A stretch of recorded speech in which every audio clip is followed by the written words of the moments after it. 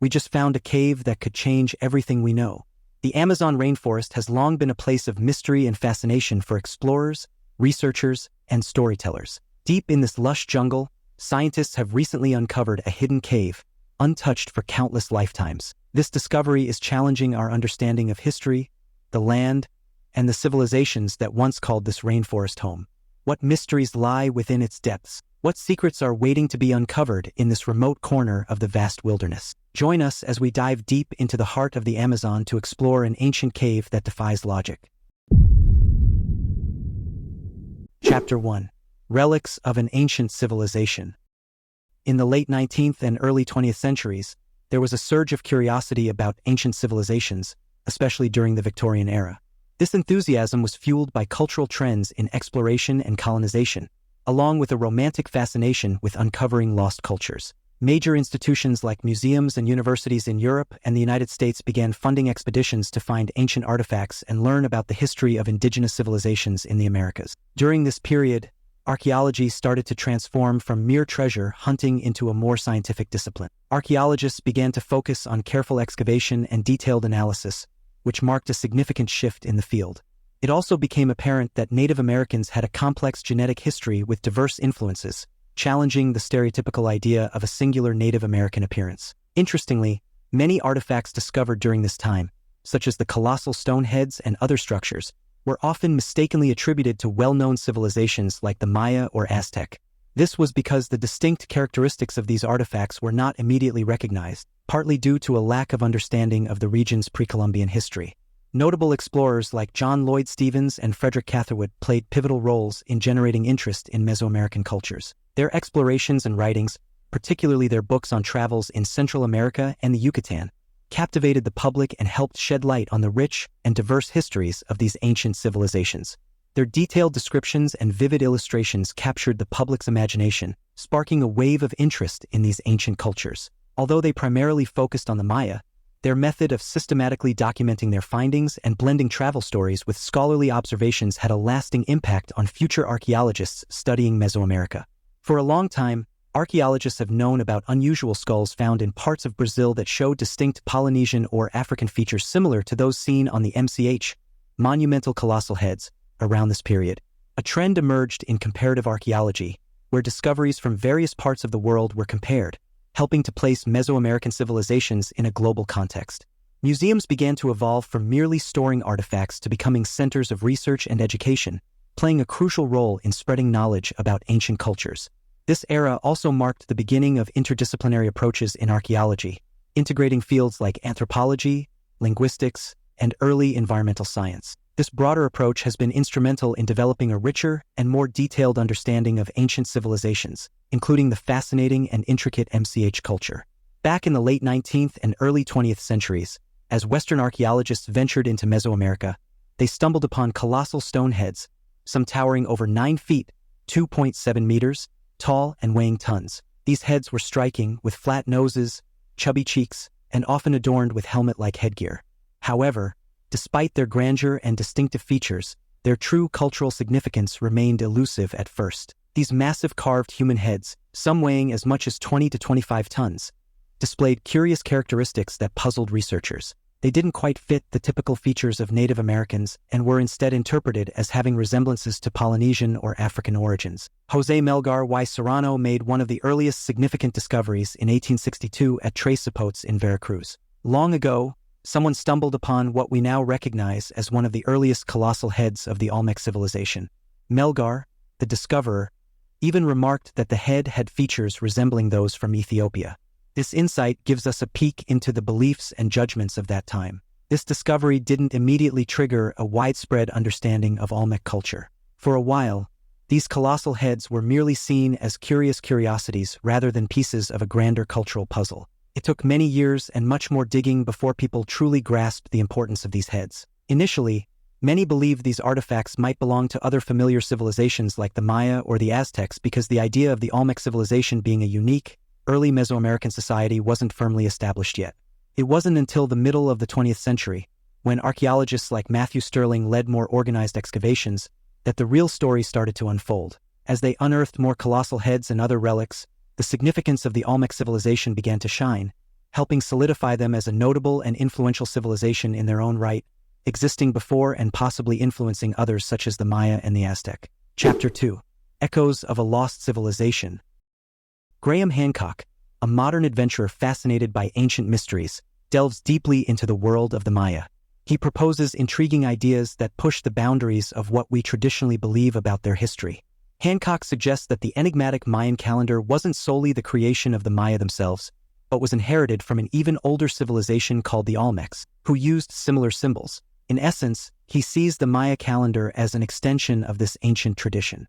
The Maya long count calendar, a remarkable feat of ancient engineering, carefully tracked a 5,125-year cycle with astonishing accuracy. Beyond being a timekeeping tool, it reflected a profound understanding of the celestial rhythms that governed the Mayas' daily lives, weaving them intricately into the cosmic fabric.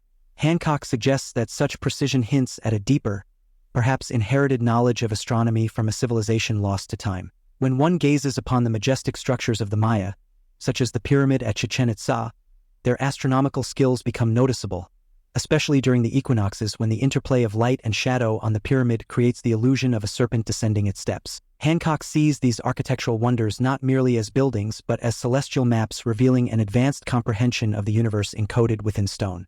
Orion played a big role in the Mayans' beliefs about rebirth. They saw Orion's three belt stars as the turtle of rebirth. In Egypt, Orion was also important, but among the Maya it was linked to Kukulkan and the Milky Way. The Maya knew about the ecliptic, the path the sun, moon, and planets take across the sky. This added to Graham Hancock's theories. He thought the Mayas' ability to predict eclipses and track Venus, which they saw as the god Kukulkan, showed how much they knew about the stars. Hancock wondered if they learned all this from an older civilization lost in time. He thought maybe the Maya were part of a big group of ancient civilizations that shared knowledge. This group might have used the seas and continents to connect. Hancock called this idea the global maritime culture. He believed this culture could have helped pass advanced knowledge about astronomy and architecture to the Maya. Looking at the Maya's buildings like their pyramids and temples, it's clear they had impressive engineering skills. Their architecture seems too advanced for their time. Did they learn these skills from an even older civilization? The Maya's math was also ahead of its time. They used zero, which wasn't common in ancient times. This was crucial for their astronomy calculations. Hancock suggests that our deep understanding of math might not solely belong to us. He proposes the idea that there could have been an ancient society, now forgotten, that was incredibly advanced. Imagine a civilization existing long before the ones people know from history books, thriving in ways we can't even imagine. This society, Hancock assumes, might have flourished before the end of the last ice age, roughly around 10,000 BCE. They weren't just any group of people. They were masters of astronomy, architecture, and mathematics. In Hancock's captivating narrative, this ancient civilization isn't just a footnote in history. It's a central character overshadowed by a global catastrophe. He weaves a tale of mystery and intrigue, suggesting that this advanced society's legacy was erased by some fierce event. It's like uncovering a lost chapter in humanity's story, a chapter that was wiped clean, leaving us to piece together the fragments. Imagine a world where the ancient Maya civilization, among others, was influenced by this forgotten society. Hancock paints a vivid picture of a civilization whose reach extended far beyond its own time and space, leaving its mark on cultures across the globe. In essence, Hancock believes that there's more to our past than meets the eye, and he challenges people to reconsider what we know about history and to explore the possibility that there were civilizations before us, civilizations that were anything but primitive. However, the tale of an ancient global society in Hancock's narrative came to a dramatic and awful conclusion. He assumes that a colossal event, like a comet striking the Earth or an immense flood, nearly wiped out the civilization. Yet amidst the destruction, some managed to survive. These survivors, carrying with them the wisdom of their advanced civilization, embarked on a journey into the unknown. They traveled to other, less advanced societies, sharing their knowledge and sparking the beginnings of new civilizations. Among these, according to Hancock, were the Mayans. He suggests that the Maya might have been one of the many groups inheriting the legacy of this lost civilization. Hancock highlights the Mayas' remarkable achievements in architecture and astronomy as proof of this influence. Their precise calendar systems, deep understanding of celestial patterns, and the alignment of their structures with astronomical events, he argues, could be more than just their innovations. They might be echoes of a heritage passed down from a civilization darkened by the mists of time. He compares how different ancient cultures built their buildings, what they believed in, and what they knew about stars and planets. He thinks that these similarities might come from them all knowing something similar long ago. People know now that around 12,800 to 11,600 years ago, big disasters happened globally, like sudden rises in sea levels. This changed things a lot. Suddenly, the idea of a big flood everywhere wasn't just a story, but something people remembered. This mixes with old sea stories and the Maya calendar, making it all very mysterious. Chapter 3. Unearthing the Secrets of San Lorenzo. In 1945, a significant expedition led by Matthew Stirling set out on a remarkable journey to San Lorenzo, nestled in the heart of what was once Olmec territory. This expedition wasn't your run-of-the-mill adventure. It was backed by none other than the prestigious Smithsonian Institution, recognizing the immense potential in unraveling the mysteries of Olmec sites. These sites held keys to understanding Mesoamerican prehistory, a puzzle waiting to be solved. Before Stirling's arrival, there had been some exploration in the area, sparked by the discovery of colossal stone heads. While these findings were intriguing, they only scratched the surface of what lay beneath. The area was simply too vast to cover entirely. So, they embarked on an initial survey, a meticulous process that demanded much time and careful planning. Eventually, they pinpointed the most promising spots to start excavating. Every shovelful of earth required precision. The artifacts buried beneath were ancient and delicate, susceptible to damage from both age and humid conditions. Carefully, they unearthed each piece, mindful of its fragility. They carefully cataloged each find, noting its exact location and every detail. This careful record-keeping was vital for unraveling the site's mysteries. Later on, what they uncovered at San Lorenzo was nothing short of astounding. It revealed itself to be one of the oldest and most significant cities in Mesoamerica, dating back to a staggering 1200 to 900 BCE. This predates even well-known civilizations like the Maya and Aztec. The symbolism they uncovered wasn't unique to the Maya. The Olmec people also used it. So, what people commonly call the Mayan calendar is, in fact, an ancient Olmec calendar. The discoveries they made, particularly the enormous stone heads, were truly remarkable. Crafted from single blocks of basalt, these artifacts boasted distinctive facial features that showcased the incredible skill of their creators. The meticulous effort invested at San Lorenzo played a key role in unraveling the mysteries of the Olmec civilization. It provided invaluable insights into their timeline and highlighted the sophistication of their society. Exploring the depths of San Lorenzo is crucial for comprehending the Olmec civilization, as it is recognized as one of the oldest major cities in Mesoamerica, dating back to around 1200 to 900 BCE, long predating well-known civilizations like the Maya and Aztec. Radiocarbon dating played a vital role in establishing the chronology of the site, offering a clearer understanding of the Olmec activities. Among the most renowned discoveries at San Lorenzo are the colossal heads, giant sculptures intricately carved from single blocks of basalt. These heads are distinguished by their unique facial features, including almond-shaped eyes and broad noses. Many of them also sport elaborate headdresses, possibly indicating high status or serving ceremonial purposes. There's still plenty of talk swirling around about what all those symbols etched into the stones could mean. It's truly astonishing when you think about the colossal size of these stone heads, some towering up to 3 meters high and weighing a whopping 50 tons. Just envision the incredible craftsmanship and precision required to carve such monumental sculptures. But it's not just the heads that were uncovered. Among the discoveries were delicate jade figurines and a variety of pottery styles, offering us intriguing glimpses into the daily lives, artistic expressions, and trading practices of these ancient peoples. The presence of jade artifacts hints at extensive trade networks, as jade wasn't something you'd stumble upon just anywhere. The remnants of large structures, like expansive platforms and potential elite residences, hint at a highly organized society with the means to undertake grand construction projects. The layout of San Lorenzo is particularly captivating, with its clearly defined central axis, indicating careful planning and design. San Lorenzo was a well-organized ancient city with distinct areas for ceremonies and living, suggesting a complex urban layout and social hierarchy. Discoveries from San Lorenzo have been incredibly important in helping us understand the Middle Classic Olmec civilization. They've provided us with a clearer timeline and revealed the complexity of their society. The wide range of artifacts, from the massive stone heads to the intricately designed pottery, shows that the people of San Lorenzo were not only masterful stone carvers but also talented artists and craftsmen. These finds give us a fascinating glimpse into their world, showing us how these ancient people lived, worked, and created remarkable works of art. It's like peering through a window into a long-lost era, where the sophistication of their urban planning and the variety of their skills come to life. Chapter 4. Delving into La Venta's depths. After the thrilling discoveries at San Lorenzo in the 1940s, archaeologists set their sights on La Venta, another significant Olmec site in Tabasco, Mexico, during the 1950s. This shift was huge because La Venta provided a fresh perspective on the Olmec civilization, one of the earliest complex societies in Mesoamerica. The explorations at La Venta were more focused and systematic, thanks to the efforts of archaeologists like Philip Drucker and Robert Heiser. These experts weren't just digging around. They incorporated techniques from other fields like anthropology and geology, offering a richer understanding of Olmec culture. La Venta is incredibly important for studying the peak of Olmec civilization. The site flourished from around 900 to 400 BCE, a period when the Olmecs were at the height of their artistic and architectural achievements. One of the most remarkable features of La Venta is the Great Pyramid. Unlike the stone pyramids of Egypt, this one is made of earth and clay and has a distinctive conical shape. It was one of the largest structures in ancient Mesoamerica at the time, highlighting the Olmecs' impressive ability to organize and execute large-scale construction projects. The pyramid at La Venta was likely more than just a grand building. It is believed to have been a central location for ceremonies and religious activities, acting as the heart of ritual life.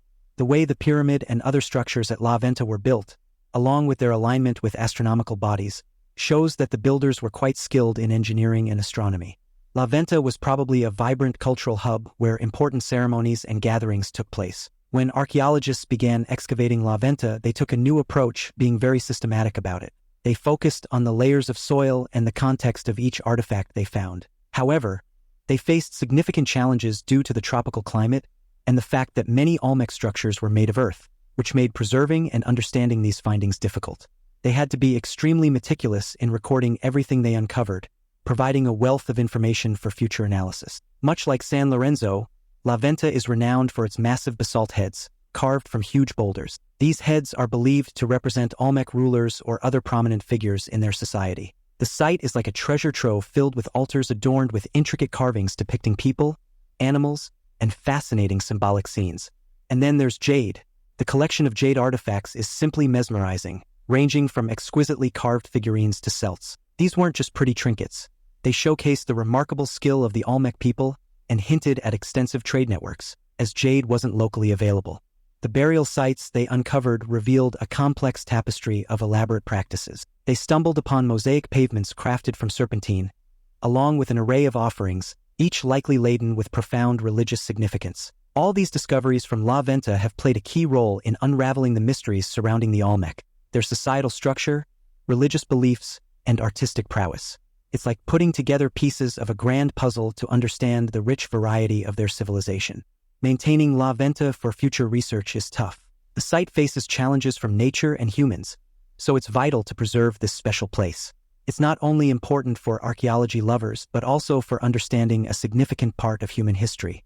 What's cool about La Venta is that it's thought to be the earliest advanced civilization in Central America. They built huge structures, and people can see similarities between them and the later Maya civilization. The Maya were super into the sky, especially the Milky Way. They saw it as the path to their underworld. In the lush lands of Central America, the ancient Maya were like wizards, creating a civilization that still leaves us in awe today. Among their mysteries, their deep knowledge of astronomy stands out, showing how smart they were. Now it's time for today's subscriber pick. Scientists just discovered an ancient cave in the Amazon that defies logic. Deep within the dense foliage of the Amazon rainforest, where shadows dance with secrets untold, lay a cave forgotten by time, its entrance concealed by creeping vines, and the whispers of ancient spirits beckoned only the most daring to unveil its mysteries.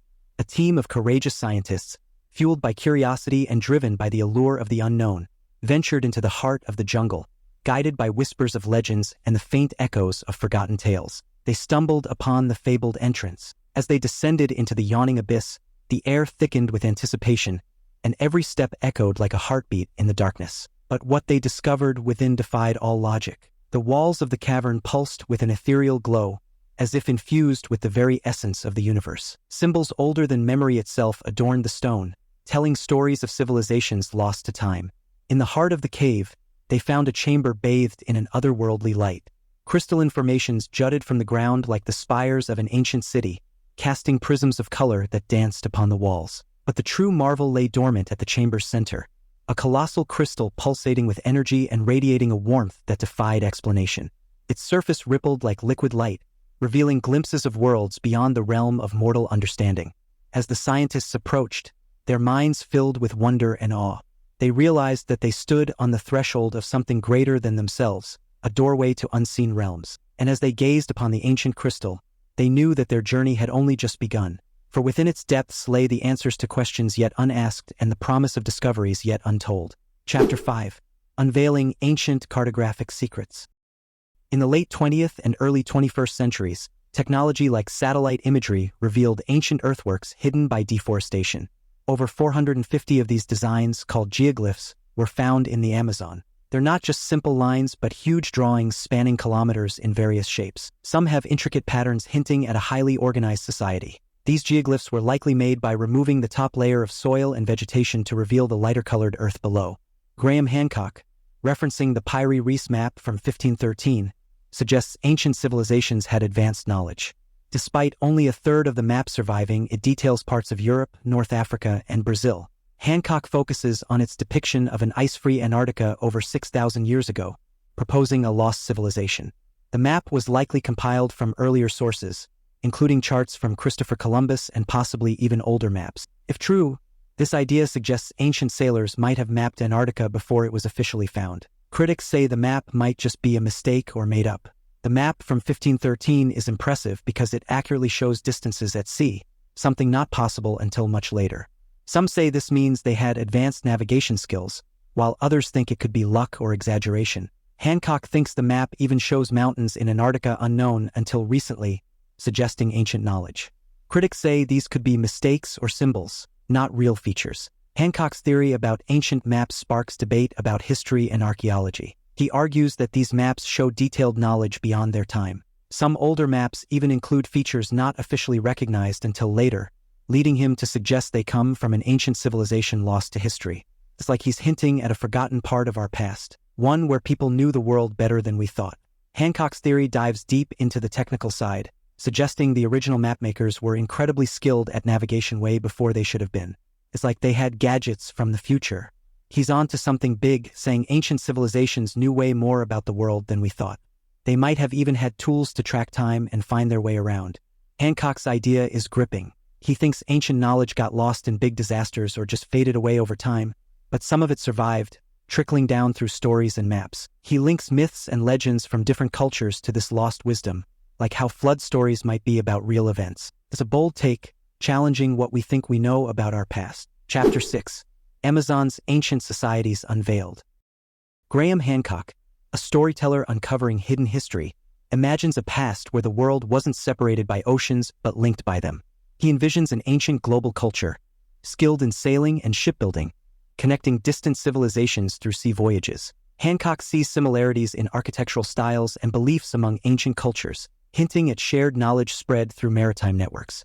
He suggests that ancient seafarers, like Polynesian navigators, could have possessed remarkable skills. Hancock believes people should take the Atlantis story seriously, suggesting it might have been a real civilization lost in a great flood around 11,600 years ago.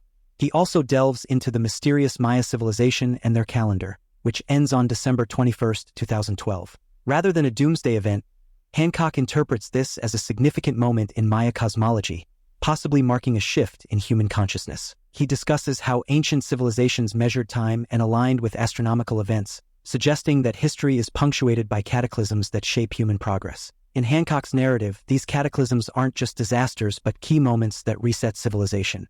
The Amazon basin covers a whopping 7 million square kilometers, but a huge chunk of it, about 5.2 million square kilometers, has been largely ignored by archaeologists until recently. In this uncharted territory, surprising discoveries are being made, challenging what we thought we knew about the Amazon. Hidden within the jungle are thousands of ancient structures, similar to Stonehenge, now coming to light due to deforestation and new archaeological techniques.